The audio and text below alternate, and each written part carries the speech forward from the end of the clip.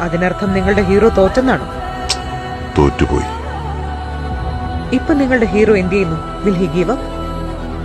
മുറിവേറ്റ സിംഹത്തിന്റെ ശ്വാസം ഗർജനത്തെക്കാൾ ഭയങ്കരമായിരുന്നു.